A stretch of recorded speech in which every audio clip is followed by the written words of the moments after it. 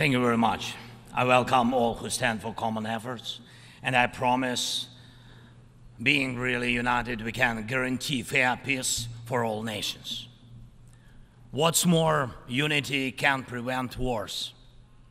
Ladies and gentlemen, Mr. Secretary General, Mr. President, fellow leaders, this call saw many wars, but not as active defender against the aggressions.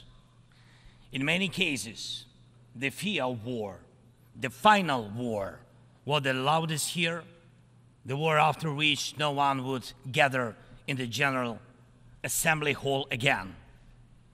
The Third World War was seen as a nuclear war, a conflict between states on the highway to nukes.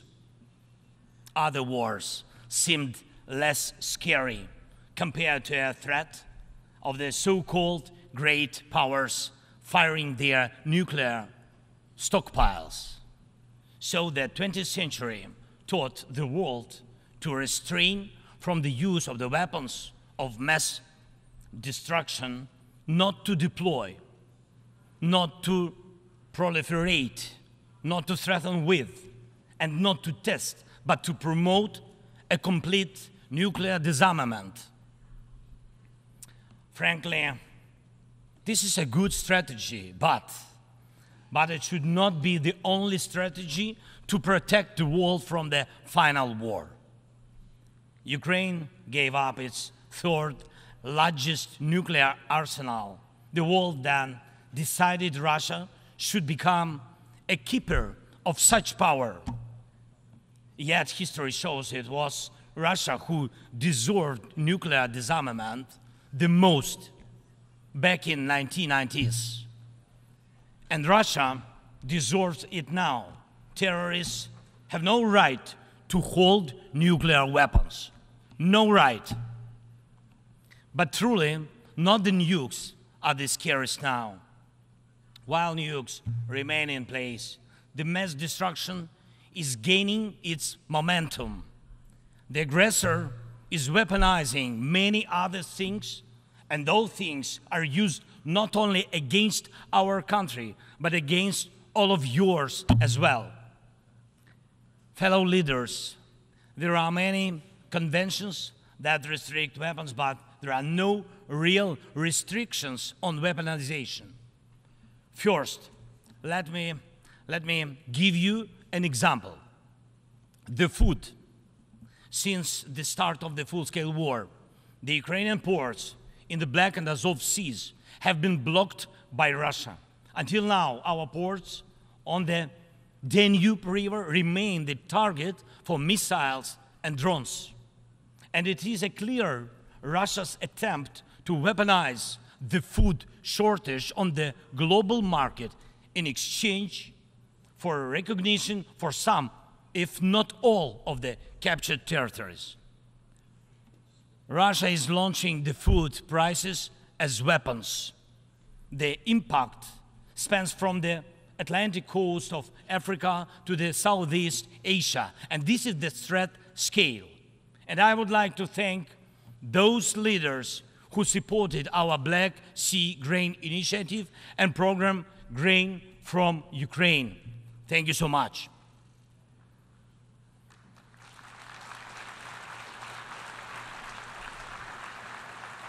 United, we made weapons turn back into food again.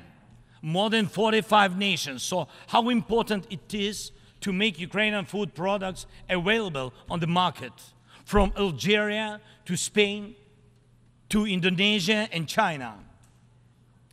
And even now, when Russia has undermined the Black Sea Grain Initiative, we are working to ensure food stability. And I hope that many of you will join us in these efforts. We launched a temporary sea export corridor from our ports, and we are working hard to preserve the land routes for grain exports. And it is alarming to see how some in Europe, some our friends in Europe, play out solidarity in political theater, making thriller from the grain. and they may seem to play their own role, but in fact, they are helping set the stage to a Moscow actor. Second, weaponization of energy. Many times the world has witnessed Russia using energy as a weapon. Kremlin weaponized oil and gas to weaken the leaders of other countries when they came to the Red Square. And now this threat is even greater. Russia is weaponizing nuclear energy. Not only it is spreading its unreliable nuclear power plant construction technologies, but it is also turning other countries' power plants into real dirty bombs. Look, please, what Russia did to our Zaporizhia power plant. Shelled it, occupied it, and now blackmails others with radiation leaks. Is there any sense to reduce nuclear weapons when Russia is weaponizing nuclear power plants? Scary question. The global security architecture offers no response or protection against such a treacherous radiation threat, and there is no accountability for radiation blackmailers so far. The third example is children. Unfortunately, various terrorist groups abduct children to put pressure on their families and societies. But never before the mass kidnapping and deportation would become a part of the government policy. Not until now. We know the names of tens of thousands of children and have evidence on hundreds of thousands of others kidnapped by Russia in the occupied territories of Ukraine and later deported. The International Criminal Court issued arrest warrant for Putin for this crime. And we are trying to get children back home. But time goes by. What will happen with them? What will happen to them? Those children in Russia are taught to hate Ukraine, and all ties with their families are broken. And this is clearly a genocide. When hatred is weaponized against one nation, it never stops there. Each decade, Russia starts a new war. Parts of Moldova and Georgia remain occupied. Russia turned Syria into ruins. And if not Russia, the chemical weapons would have never been used there in Syria. Russia has almost swallowed Belarus. It is obviously threatening Kazakhstan and other Baltic states. And the goal of the present war against Ukraine is to turn our land, our people, our lives, our resources into a weapon against you, against the international rules-based order. Many seats in the General Assembly Hall may become empty if Russia succeeds with its treachery and aggression. Ladies and gentlemen, the aggressor scatters deaths and brings ruins even without nukes, but the outcomes are alike. We see towns, we see villages in Ukraine wiped out by Russian artillery, leveled to the ground completely. We see the war of drones. We know the possible effects of spreading the war into the cyberspace. The artificial intelligence could be trained to combat well before it would learn to help the humanity. Thank God, people have not yet learned to use climate as a weapon. Even though humanity is failing on its climate policy objectives, this means that extreme weather will still impact the normal global life, and some evil state will also weaponize its outcomes. And when people in the streets of New York and other cities of the world went out on climate protests, We all have seen them. And when people in Morocco and Libya and other countries die as a result of natural disasters, and when islands and countries disappear underwater, and when tornadoes and deserts are spreading into new territories, and when all of this is happening, one unnatural disaster in Moscow decided to launch a big war and kill tens of thousands of people. We have to stop it. We must act united to defeat the aggressor and focus all our capabilities and energy on addressing these challenges. As nukes are restrained, likewise the aggressor must be restrained, and all his tools and methods of war. Each war now can become final, but it takes our unity to make sure that aggression will not break in again. And it is not a dialogue between the so-called great powers somewhere behind the closed doors that can guarantee us all the new wars era, but open war of all nations for peace.